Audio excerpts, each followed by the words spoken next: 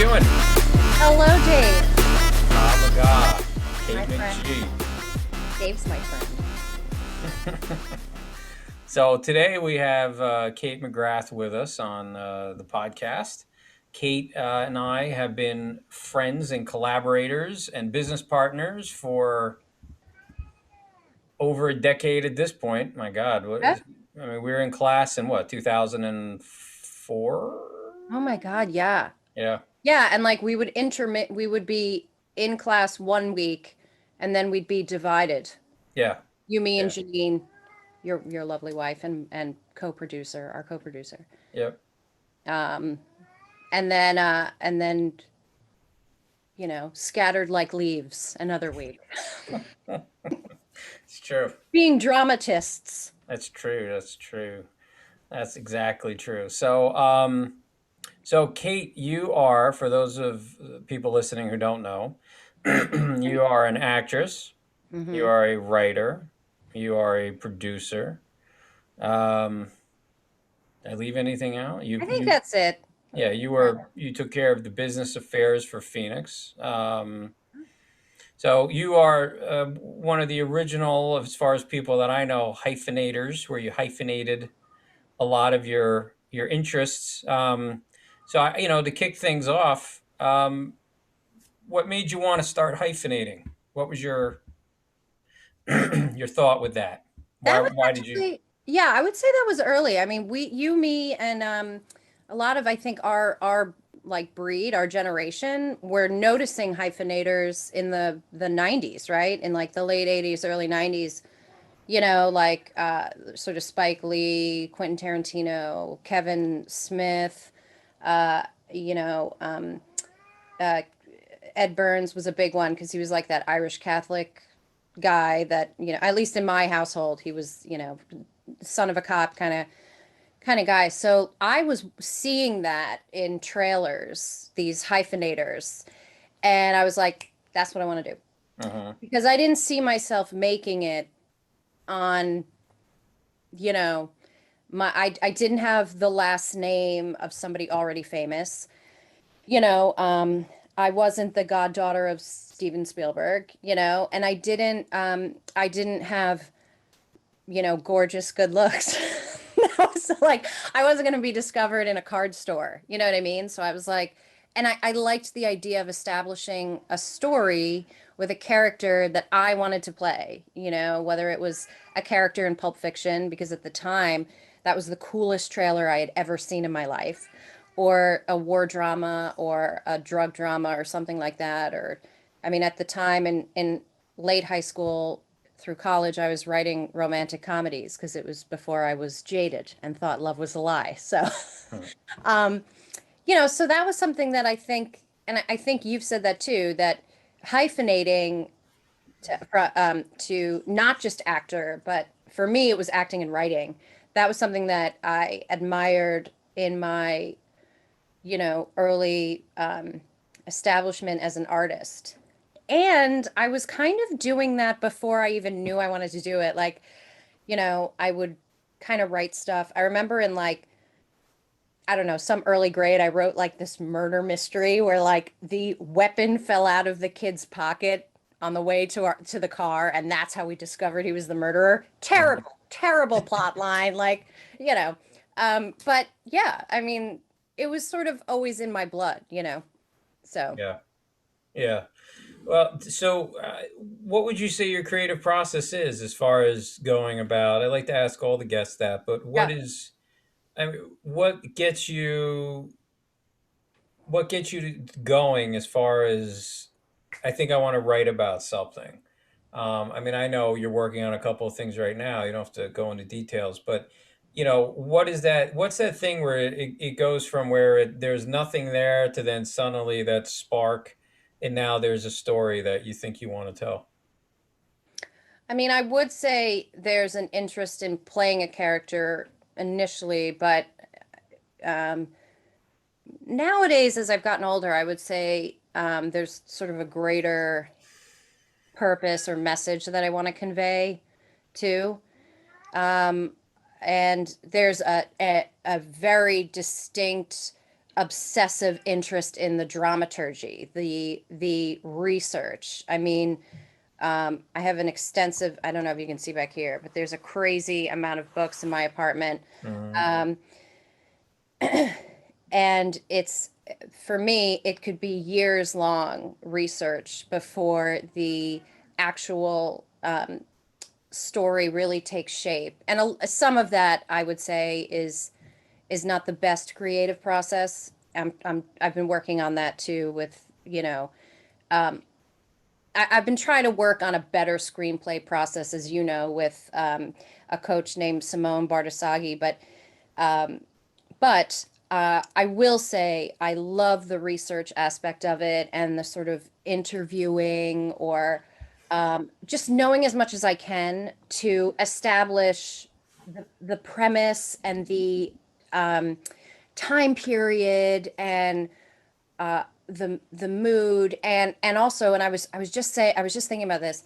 I'm also one of those people who likes to have like a soundtrack to my writing. So Hmm. like, and it could be anything. It could be not just music or songs that happened during that time period or before. It could be like a score as well from, I'm so sorry about my cat. She's being Okay. such a jerk. I'm so sorry. It could be like a score from a score that really captures the mood of any given character, if not all. Um, so there's a whole process for me just in the dramaturgy of the writing. Hmm.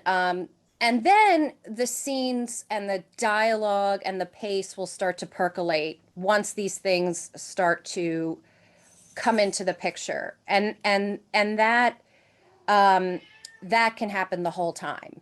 A lot of times, like a scene will sort of come to me early on, and I'll be like, okay, and the research is happening and stuff like that. I mean, the process is sort of all over the place. I'll tell you that much. Hmm. you know. Yeah. So I don't know that there's a really a method to the madness, but there is great beauty in chaos. So I'm getting better at it.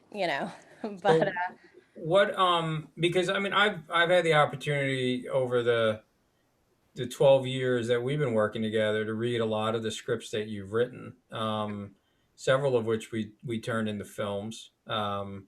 So we have, as far as scripts that we've made of yours, the first one was Dealer. Then you wrote The Basement, which was a short, mhm. right? Then Clandestine. Uh, Yeah. I think that's it as of now. But right, I didn't miss anything. No, no, Oh, and those are the. thank you to you guys for believing in me for that stuff. Yeah, I mean, those Dealer actually was the sort of thing that had been, I would say that was the quickest screenplay that I wrote. Mm-hmm. Um, Because I know with Clandestine, I mean, you brought Clandestine to me in 2008 or nine, yeah, and then we made it in 13. But you had started working on it in like 2002 or three. I mean, you yeah, had that was, yeah, you had been doing tons and tons of research and development and yeah. pulling on stories from your father, who's a cop in Long Island. Mhm. So, obviously there was a lot of stuff about that kind of inspired you Oh, yeah. with that story. Well, comparatively speaking, Clandestine was a story that I thought was sort of in service to, uh, you know, um, the shades of gray of that lies within the drug war. So, um, I come from a law enforcement family.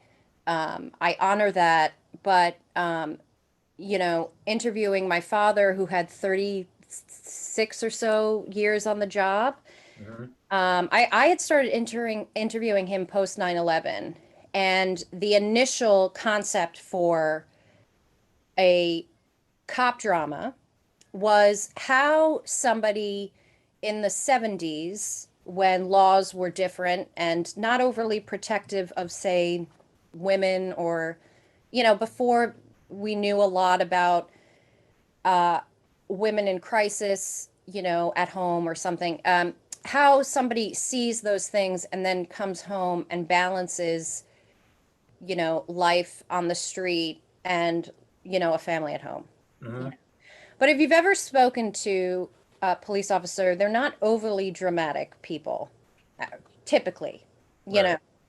some of them are hams, but not a lot of them. So, it then I realized that I really wanted to not just tell a cop drama, but a drug drama because I feel very strongly about the drug problem in this country, in the world. And so at the time that I was researching and writing, methamphetamine and clandestine labs were the scourge. I mean, we're talking 2005 to 6. And it was, to me, it was really terrifying, and so I started researching it so much that I actually was concerned that due to the Amazon list of books that I was purchasing, I might get busted by the DEA. Like it was like a crazy amount of weird books. Yeah. Um, but anyway, and so it took like that long to really figure out the through line for a proper drug cop drama. Hmm. And but not just that, also one that doesn't cast judgment on the people in it, because if you judge you can't play. Hmm. And luckily by the time it was sort of finished, and I was giving it to you, I was working with a group of professional filmmakers who wanted to tell good stories about characters who had shades of gray, who weren't good versus bad. It wasn't like some, sort of 30s and 40s, you'll never work again in this town, see, kind of Yeah. stuff. No, it was actually about a mother who screwed up and what really was looking for redemption and salvation, or, you know, um, a DEA agent who maybe has lost a sense of heart and soul, you know, and is starting to work with a local cop who has it still Hmm. and has faith, Yeah. you Well, know. I know some of the compliments that um, I got when I was speaking to people, and then obviously you got, was the fact that they the characters had a lot of different levels to them, and you could see um, they were relatable because they weren't perfect, Mhm. and I think that that makes good writing, and I think that makes good storytelling. I think that's something that you've continued to do in all of your work. Is there's different levels to what you're telling and what you're bringing across to an audience, either through your acting or your writing or things along those lines. Come on. What? Tell me you're not pushing the kids. What? Tell me now, Julia, or I will Oh, book you. come on, McGruff, okay? I'm not pushing the kids. Okay, then let's go to your house. There's a house across the park. When do I get my car back? Whose house? You gonna party and play? There's no way you know what that means. Yes, there is, Julia. I was gonna be DEA. You. You were gonna be a Fed.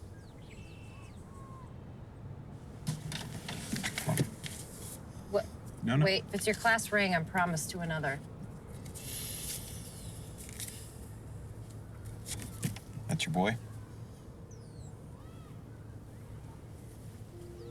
Kinda looks like you. My daughter had cheeks like that. I swear if we didn't know any better, you thought we had to ice them. She used to crack me and my wife up.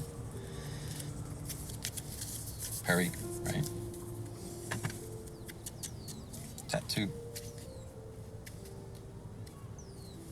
So where is he now? None of your fucking business. Right. Hold on. Don't even think of giving me money. It's for a dinner other than I don't cheese. take Yeah. handouts. Well, thank you. I mean, I look, I hope so, and let me just say, I think we write what we know. Hmm. You know, if anyone knows flaws and imperfection, it's this gal. And I think, and I think too, we as actors enjoy the more flawed, the better. I mean, that's what we kind of enjoy.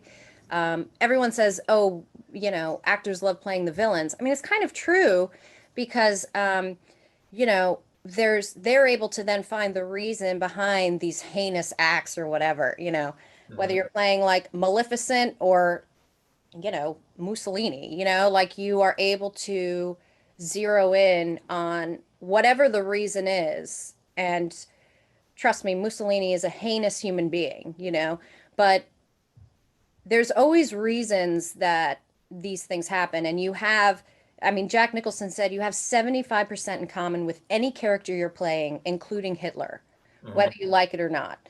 Um, so to me, we have to be willing to explore those shades of gray. And as writers, I think, and I'm sure as a director, you can probably explain this too. It's particularly important that we give whoever the performers are the sort of roots from which they can explore those things. You Mhm. know, Yeah. um, so Yeah, well, it gives it more of a foundation if, you're adding lots of depth and element, yeah. um, to a story and to the characters. It gives people something to work with, as opposed to just, I know it's something I've spoken to the two other guests, Chris and Brad, about, Sure.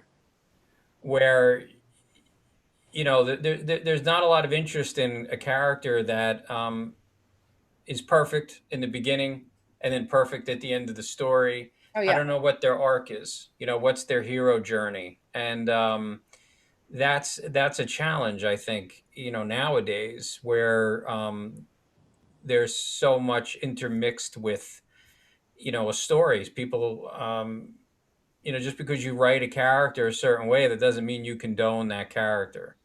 No, Um, of course not. And I mean, a lot of this I've learned is sort of the wound, whatever the wound is of that character, whatever sort of set them on the course. I think I've said this to you a lot and I've said this to my older sister, Tara, that I never sort of understood the stories of, say, Superman or, like the superhero thing, and I'm not really a huge sort of comic book person, but I know that, if I were to choose one, it would be sort of the crime fighter person who's like a human being, mhm.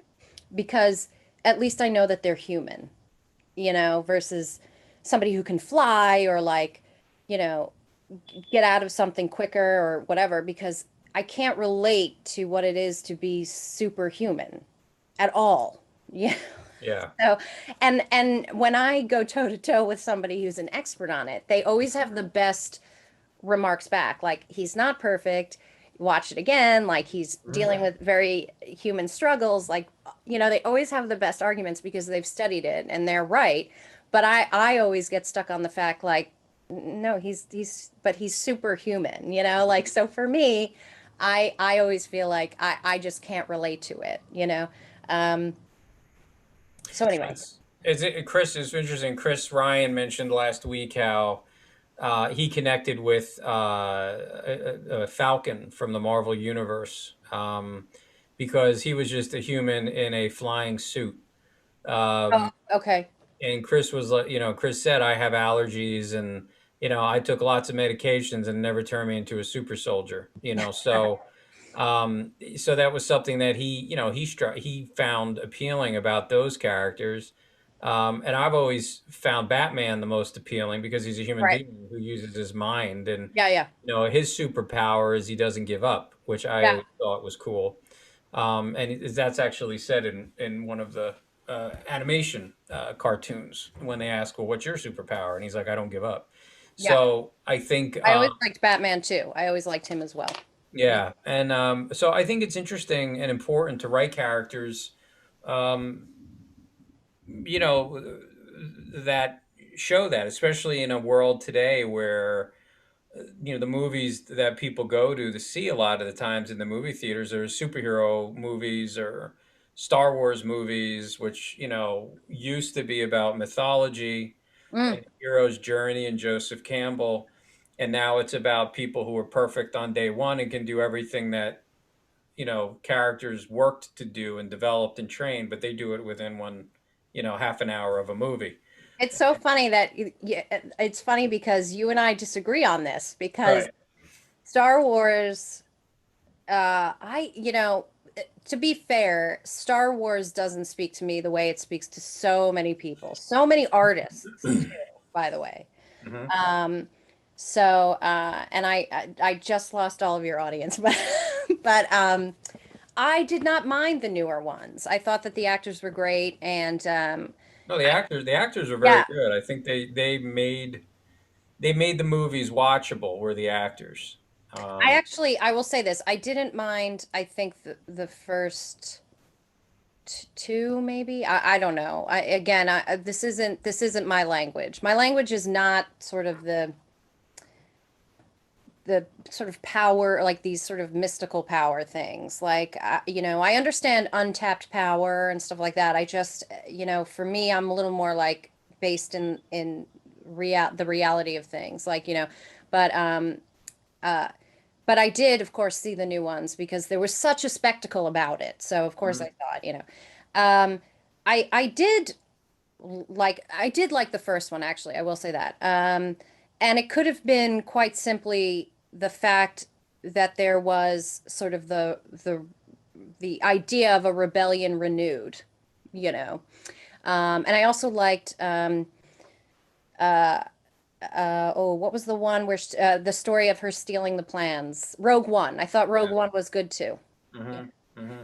But that could be just the Irish in me, you know. So, but I know so many purists who it just didn't do anything for them. Yeah.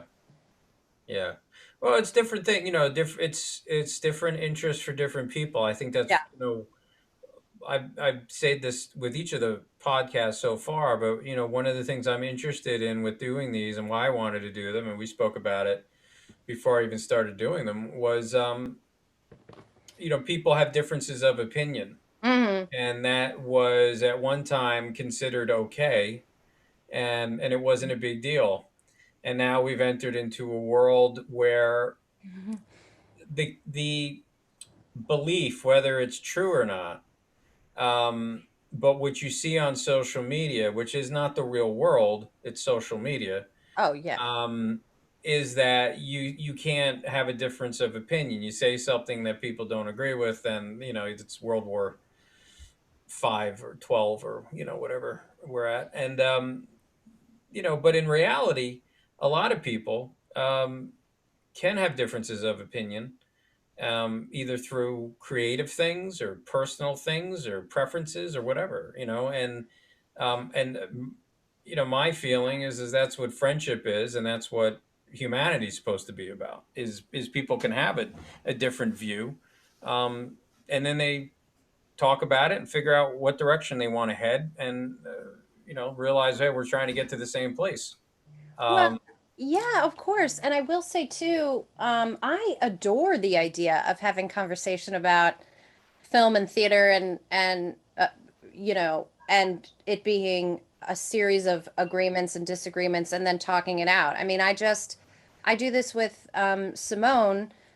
He just explained to me the beauty that was the finale of the first Star Wars, which was that Luke Skywalker was doing everything he could to all of a sudden, I'm probably gonna get this wrong, but the this huge twist was that Darth Vader comes out and starts destroying all of the rebels who are trying to get that one, vulnerable spot. And mhm. it wasn't until Luke used the power of the Force that he was able to finally get that spot, that sort of hole in that weak link Yeah. in, you know what I mean? And it was explained to me like that so I could understand the difference between sort of, the finale and the final image or something. And I was like, oh, that is pretty brilliant. You know what I mean? Like, so, but, I remember an acting teacher, was sort of critiquing me on some like, performance I did. Great guy, Charles Goforth, and he and I had a long conversation just about everything. And he said to me towards the end, I sort of asked him, okay, how do I keep going? How do I make sure I'm constantly improving? And he sort of gave me like a list of like, continue to be focused, keep working. And then he said, keep having conversations like this, Mm-hmm. you know? And, that's what's so amazing about our collaboration, is that, and us and Chris, is that we're always able to have conversations about this stuff Mm-hmm. and not fly off the handle. Yeah. Yeah. I love conversations where we had one, I think 2 weeks ago, where we were talking about, God help us, politics. And we don't agree on a lot of stuff. But I think actually we do agree, but things are so divisive nowadays. So there's been, I think everyone's sort of haywire Mm-hmm. because we love each other. We're just like, you know. And then we start talking about, I don't know, what we were eating for Thanksgiving. Like, you Yeah. know. Yeah. So, I don't understand why people freak out. I really don't. Certainly about film or movies or, Yeah. but once you start sort of cross the line into stuff like God help us, like religion and politics, it's a whole nother thing. A It whole- really, yeah, it really is. And And by the way, I've seen it with religion too. I just want to tell you that. oh, Uh, absolutely. Yeah. like it's not just politics. Having as a, I'm actually, I am Catholic, but I had a real issue with the sort of organization during um, our last pope, and also with the rampant issues that were going on within the church and children, and then obviously there were some nuns who were coming forward. So I had a real issue there, and I saw I was hearing it from some people, Mm-hmm. you know, Yeah. some Well, close people, you know, what church people? no, close people, Oh, like, close people. Close you know, people. Yeah. and so it's both of those that are hot button issues and Hmm. always have been. Yeah. I think, yeah, I mean, they are. It's, I don't know. I think it's the important thing is, you and I think one of the most challenging dynamics when you're making a film or theater or whatever is Hmm. you have the writer and then you have the director. And, the writer has written something on paper, um, and it a lot of times makes 100% sense on paper. But Hmm. then the director's job is to translate it over to the visual moving medium. And Right. then sometimes certain things don't make sense where, it just doesn't work for whatever the reason. And it's not the writer's fault and it's not the director's fault. It's just that they're two Right. different mediums. Um, and you and I have had situations where, I had to change something, and sometimes you were there and sometimes you weren't. Yeah. And then I would call you later on and say, hey, look, I had to change these, I just had to change it. And this is what my thoughts were and whatever. And, and sometimes we agree and sometimes we don't. But at the end of the day, it's like, both talking. Yeah. uh, Well, you know, in fairness to be clear for any writers out there, I'm very lucky that I work in a company of collaborators who will even listen to the writer. mhm. There's how many jokes out there about how the writer is a nobody, you All know. right. All right. Um, uh, there's first of all, there's a lot of writers who don't care, who will write and sell and that's it. And hey, good for them because they're probably making more coin than I'll ever make, Mhm. knock on wood. Hopefully I'm wrong about that. But I can't do that. I know you can't, or Janine or Chris. I believe that once, I've spent so much time on my intellectual property, I'm not going to give it up that easily. And I know with Clandestine specifically, you had called me one day before we were in like development or something, and you had called me and you're like, "Do you even want me to direct this?" Because Mhm. I was holding on too tight. And Yeah. I immediately was like, "Of course, like please understand that it is sort of this it's a story that means so much, you know. And that's not to say that the basement didn't mean so much or that dealer didn't mean so much because it did. Yeah. I just think that I felt like with clandestine, between the writing and the role I was playing, I felt like the onus was on me and us to be as genuine as possible because there were stories like Special Agent McEnroe or Julia, mothers who lost their kids because of an addiction and they were fighting their way back. Hmm. And um, I didn't want any of us to not take it seriously, you know. And so I, for some reason, was still holding on. And so we had a really good conversation, and then we were good. And Yeah. then funny enough, we one time we had this, it was one of the scenes where we were filming all night at the office, like the offices. Yeah. Yeah. And Chris Ryan again came up and was like, "Kate, what does this line mean?" And I was like, "Huh? Um, I don't know, Dave, what does this line mean?" And you were like setting up, of course. And like Brad Rigo was like on top of, I think he was like on top of chairs, very unsafe. Yeah, probably. We probably stacked a bunch of chairs together and Yeah, like very unsafe in like one of the small offices. And it was, yeah. oh, we were filming the last scene, like the last interviews or something. Hmm. And it was like 2:30, 3 a.m., like some ungodly hour. So Chris asked me this. I'm like, I don't know. Dave, what did I mean by this line? And you're like, Kate, you wrote it. I don't know. So sometimes the director helps, you know? Um, yeah. Yeah, it's It's true. I a mean, total collaboration. It's got to be, you know? yeah, I mean, I think it's a challenge. Well, I mean, it's a challenge, but I think the thing is that you develop conversation and communication, and you know that you can relay your thoughts to somebody and have Yeah. them, take it as you mean it, and if not, you'll clarify it later. It's just not something that I don't know. I mean, there's everyone know. I'm not everybody. I'm sure most people who aren't film fanatics have no clue. But there's that story from Blade Runner with Ridley Scott and the writer Mm. who wrote the Oh my original God. Yeah.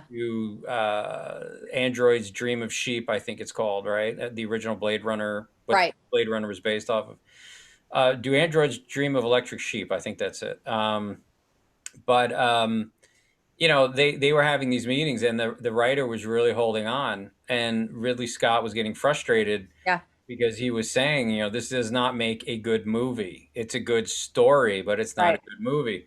And they were arguing, and then at one point, the writer flipped out and walked out, and one of the producers walked over to him and went out to get him and just said to him, "Listen, I've worked with Ridley on a couple of films now, and he will fire you as the writer." And he's like, "He can't fire me. I'm the writer." He's like, "No, he can, and he will."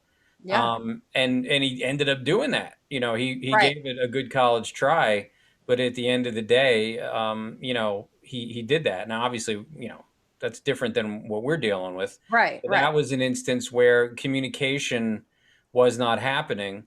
The writer, Yeah. I don't remember his name right now, but he didn't trust Ridley Scott's decisions, and Ridley Scott was supposedly trying to Yeah. be as amiable as possible or amenable, and then it fell apart and dissolved, and Yeah.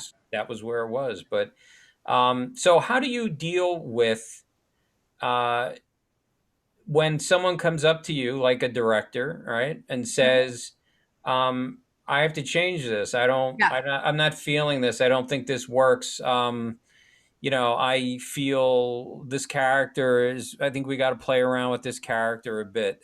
He's not coming across to me in a way that I feel as a director is going to work for the larger story."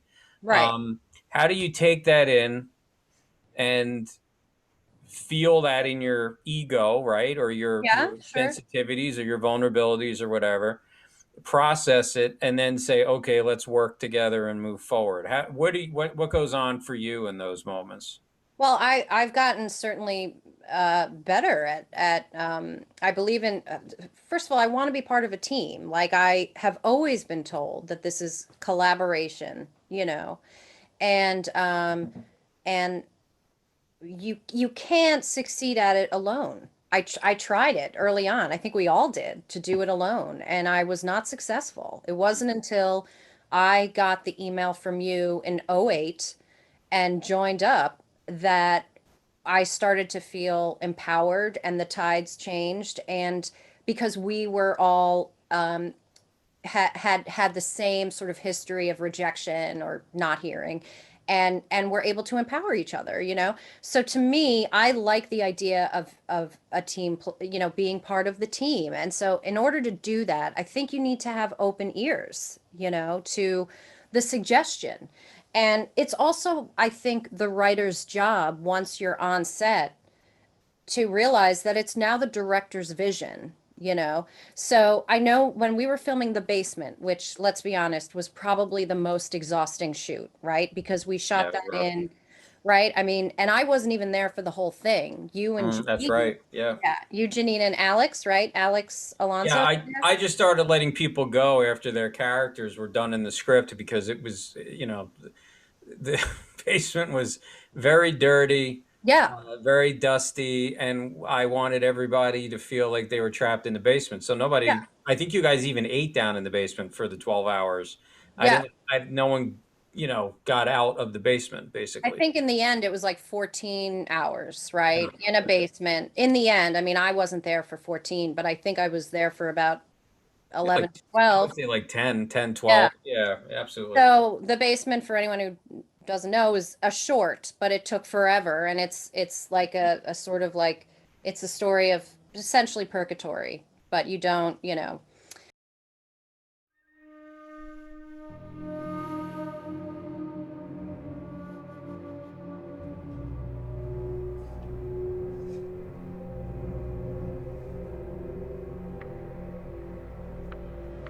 Keep your voice down. You don't know what's out there. I don't care! This is ridiculous! There's something down here that can help us. You're crazy! There's a door right here! We're foolish to waste our time!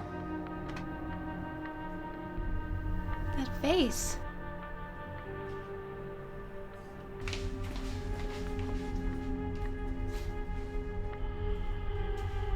The sweetest thing. She was just the sweetest face. We'll all be together.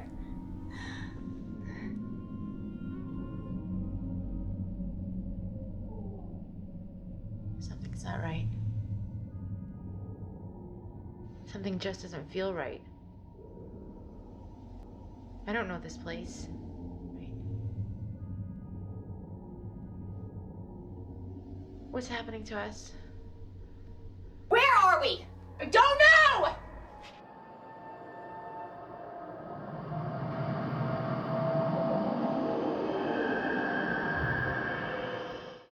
But it happened where I don't remember what wasn't working, but something wasn't. And luckily, I was, spoken to by you.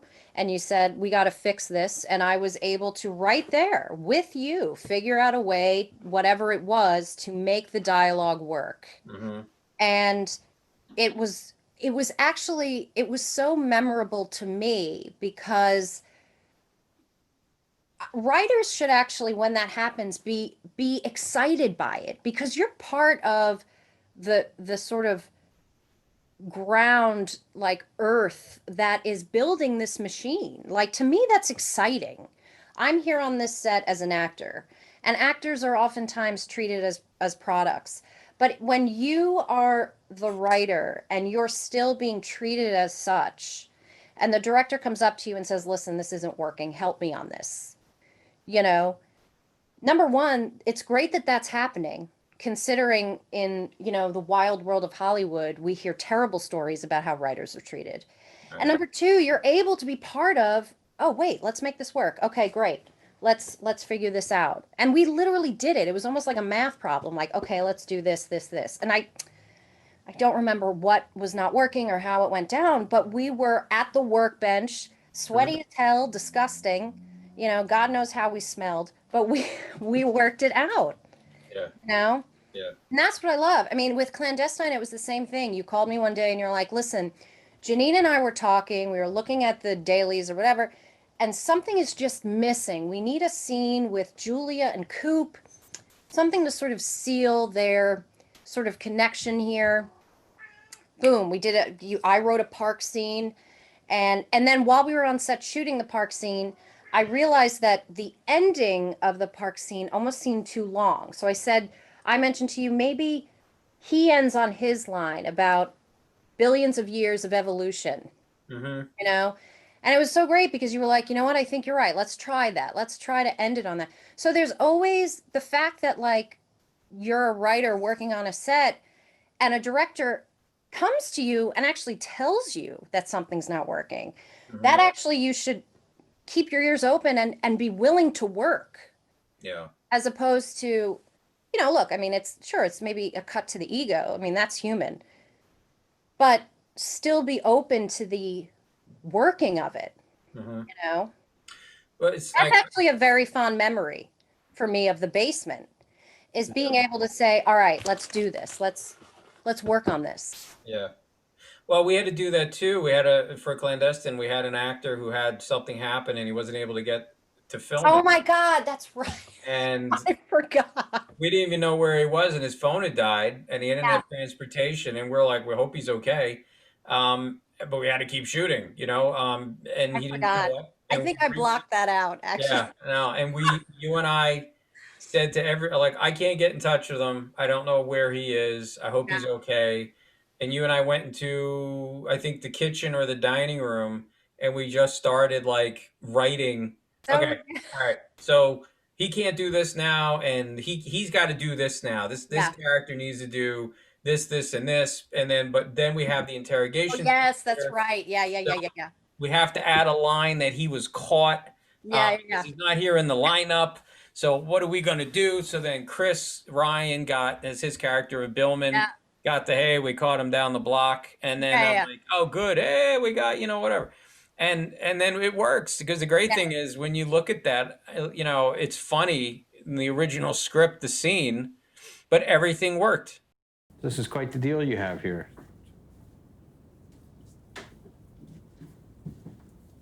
Hernandez took off down the street, right into our guys. We got him. Nice. Did you guys hear that? Hernandez basically knocks his girlfriend nearly unconscious in the bathroom and then runs down the street. Right into us. Isn't that awesome? And Yes. we did that, because we had already shot all the interrogation scenes. Okay. Yeah. Later. So we had already shot that stuff. So we couldn't go back and change that. So I had to sit there and think in my head. Thankfully, I review the footage all the time. Yeah. I remembered what we did. And it was like, okay, I can edit this out and it'll still make sense. And, Did you have to do any like voiceover or anything? I don't remember. not for that. No, Okay, we did that for one other area. But we didn't have to do it for that. We just were able to make, you and I were able to collaborate and make it work, Yeah. And, I mean, that's got to happen on all sorts of stuff, like on any given, especially indie sets. Like I would imagine, whether it's an actor not showing up or just like something breaking and like, yeah. I mean, look at Jaws. I mean, Jaws Yeah. is a perfect indication of, I mean, obviously they had better marketing than we did for Clandestine. So they They made it had a lot more money. Yeah, they Yeah. had a lot more money for that. But I mean, at the same time, God, that thing was always breaking down and they were over budget. And like at one point, a boat was set on fire and they they have to rescue the three leads. Like, Mhm. so I mean, yeah, I think listen, you get better with time too, because you can't always take such it can't be a blow to the ego. And maybe therapy has helped with this, so who knows? But you know, I think too, maybe it's because my first love is acting, so maybe it's that too. I consider writing. Sorry, that's my cat. Maybe that helped a little bit, but I have liked the fact, and this, who's to say this will happen in later years, but I've liked the fact that I've been included and you know, spoken to before or during the problem solving, you know. Yeah. And I would hope that that is how it continues. I mean, I know that there's been instances where I'm not on set, so the problem solving has to go on. But luckily, you know, the other thing is too, you have to bear in mind that the director's vision is also so that he or she can make the best movie possible. Hmm. Unless you're talking about something like, I mean, for me, if I'm not making a movie like American Pie, so if all of a sudden a movie I am writing becomes American Pie, which is offensive to me, Hmm. then I would probably shrivel up and die. But Right. for the most part, I would hope that any film I'm writing, it's the director's vision to make it the best he or she can make it, you know? Yeah. Well, I think like one of the things that we did is you'd originally had written Clandestine to be, you said like, I wanted to kind of be like almost like a police That's documentary. right. Yes. Yeah. And I said, that's interesting. I think for where we're at this level, people would not be as pulled to that Yeah. unless we had a bunch of name actors in it. You know, George Clooney as this one. Name actor, and like the sound would have to be so perfect. You know what I mean? Like it would have to be, you Well, know, you have to capture that. And then I remember like you and I talked about it, and I said, you know, I see this movie kind of like in the vein of Heat, oh yeah. where it's really this police criminal straightforward shot thing, and we can add some documentary angles to elements of the film. Yeah, I Um, remember you said that to me and I was like, yeah, da da da. Yeah. yeah, and we did. You know, they're subtle, but they're there. There's Yeah. some setups, some camera setups that do have a documentary feel to them.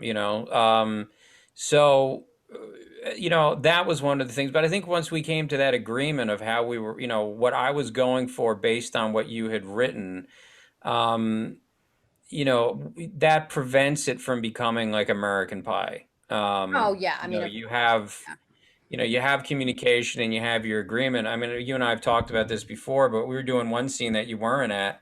Um, and we were sitting there and I'm going through it and the actor had said the line a couple of times.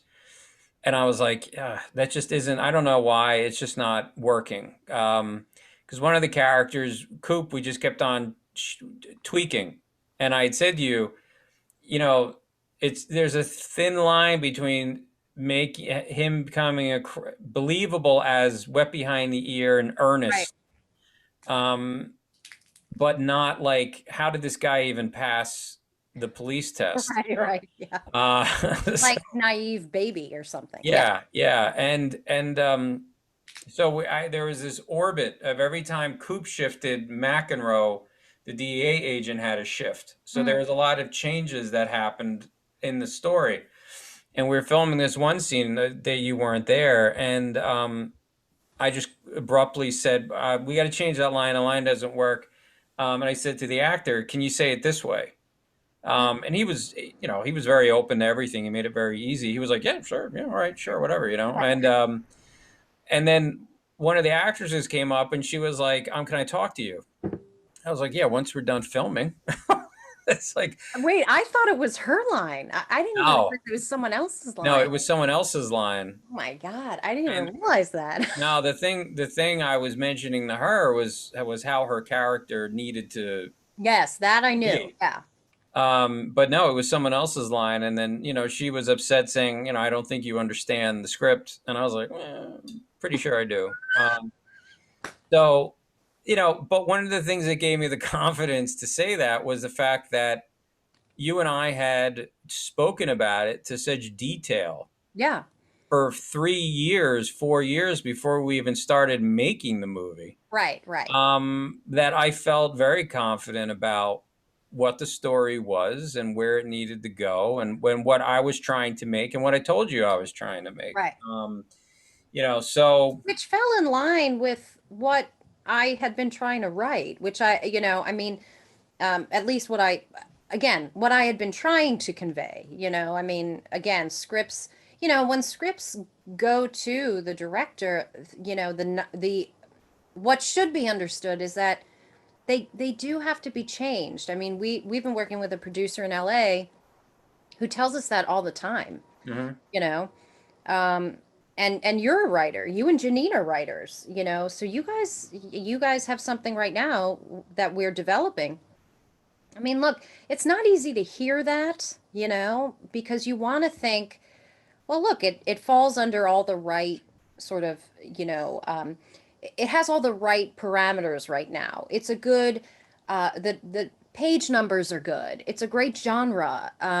It's got good laughs per minute, or whatever, But so you know, LPMs. Yeah. that's right. It's got the yucks. You don't want to think that like you have to change stuff. But then yesterday you and I were talking about the whole like product placement thing and how funny it would be to have like people improv stuff, and like so already there's changes being discussed, not for not like to insult the writing, but because changes are happening in order to fund it or because there's just really funny shit happening. Yeah. So Well, it's like Ghostbusters. I think we're talking about this too. They asked Ivan Reitman how much of this script was improv, and he said probably about 90. I think he said 90% of it. Now, the crazy Yeah. thing is, two of the writers, Harold Ramis and Dan Aykroyd, are in the movie, Yeah. and they're still improving 90% of their script. They're like, Oh my God. oh, who cares, And I think that was something that I remember. Now, the crazy thing, I remember, I think Ghostbusters is one of the most well-made movies. Yeah. Yeah. And it's so funny Yeah. because time has changed, and that's the one time I choked on an audition, like really choked on an audition, is I auditioned for Ivan Reitman for my super ex-girlfriend, I think it was, Oh yeah, sure. Yeah, and yeah. it was like a small like criminal number one or car bandit or something. I don't remember what it was, Yeah. but the casting director loved me. Yeah. I went in, did the first audition. Then I went back like a week later to do the second audition. I walk in the room and he says, Ivan, oh, Dave LaRosa, this is Ivan Reitman. I'm like, oh my God, my name and his name, we're in the same Yeah, yeah. atmosphere. This guy made Ghostbusters. And I went back to being a 10-year-old.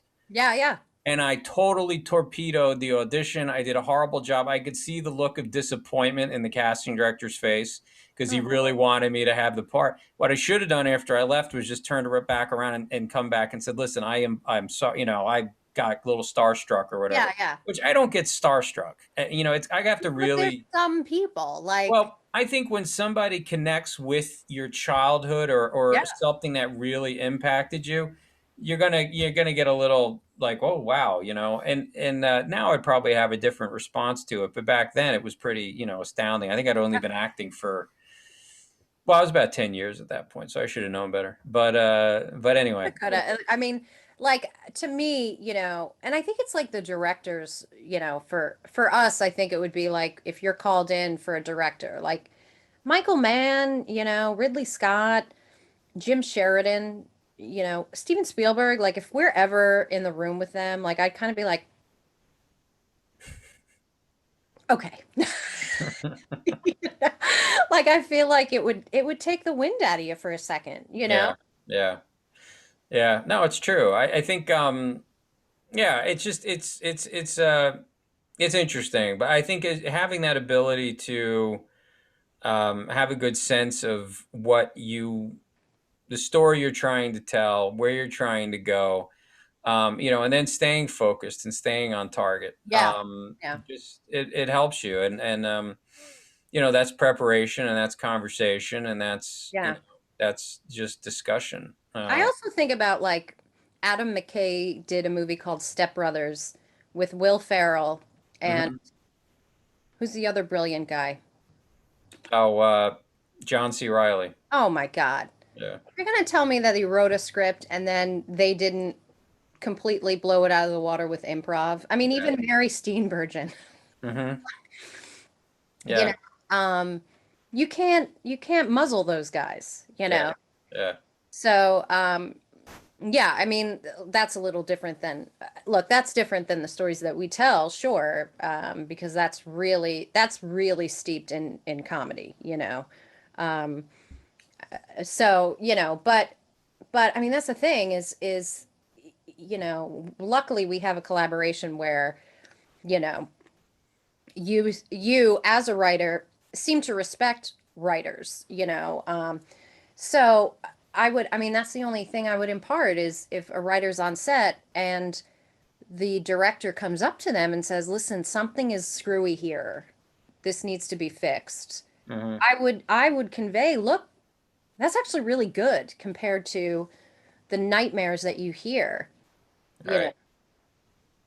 I would Yeah. embrace it, you know. It's what? I would embrace it, embrace that and be like, "Oh, okay. Mm-hmm. Well, I Yeah. think, the thing that I think makes it a little bit easier for us, probably the most Hollywood type things, is, you like with clandestine. When I said to you, listen, do you feel comfortable with me making this movie? Because if you don't, we'll find someone else, or I just won't do it, or whatever. And then you were like, no, no, no, no. And then we had a conversation. A lot of writers, I don't think, get that opportunity. Oh, yeah. You Yeah.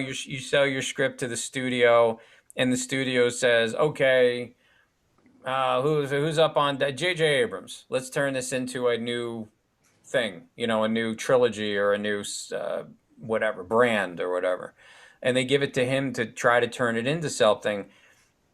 The writer, unless they have a good relationship, which from what I've heard, J.J. Abrams is pretty respectful to the, because he's a writer himself. Yeah, yeah. Um, but if you have another director who maybe isn't, the writer doesn't necessarily have as much pull. They may not feel comfortable. They may Right. get a nice check, and then their name is going to be on the movie. But it's not like every writer gets to have that communication or build that bridge, Yeah, and like, bear in mind, a lot of writers too might sell a screenplay for not much. It's not going to be 200,000. It might be 20,000, and it sits on a shelf for years and years and years. It doesn't even get play. You know what I mean? And even if it does, you know, it ends up sort of being twisted, and I mean, that's the thing um, Frank Osama, who is our producer out in LA, I mean, he has tons of nightmare stories for writers and is the first one as a producer to say, don't give away the store like that. Protect your work and mhm, stay and keep the copyright, like keep your rights, which was what we loved about him is how refreshing he was as a producer in the city of broken dreams. Like to say to us, no, don't sell like that, because you're not going to make a ton of money. yeah, And even if it does see the light of day, you might get a red carpet walk, but it might also be so twisted that the artistry's gone, hmm And hmm that's just not who we are. And look, to me, I think New York and LA they're two very different animals. But I do think that a lot of artists are not like that nowadays. I mean, we've seen so many stories like Rocky and Good Will Hunting where people's dreams came true, you know, and they don't want to let go like that. They yeah, want their vision, their voice heard. yeah. No, that's. I mean, there's that story of Sylvester Stallone, who Oh was yeah.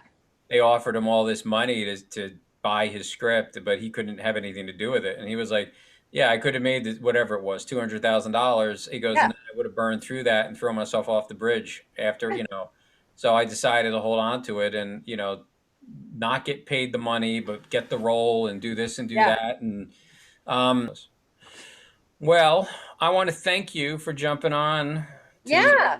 the podcast today. This is our third one. So, And if at any point I spoke too long, feel free to just cut it in fourths. and just disregard a third, Disregard, no. Yeah. No, I didn't see anything that I thought was, like that. But no, yeah, I appreciate you jumping on. It was fun. I mean, it's always interesting to interview someone who you talk to a couple times a week anyway, because there's Yeah. really, you know a lot of stuff, but you always find new things out about the people in your life. So, Well, um, thank you for having me. of course. Of Yeah. course, my pleasure. And if I do a follow up of this, once I get past the initial set of guests, I definitely have you back. We'll chat more. Hopefully people are not too offended by my views on Star Wars or superheroes. Probably not. I think it'll be okay. Yeah. I mean, they are a vocal crowd, but as long as you, I welcome it. I welcome yeah. But Listener. I think it was all right. Yeah. So, thank you, Kate. I appreciate Thanks, it very Dave. much. Say hi to Janine. I will. I'll talk to you soon. Bye, guys. Bye.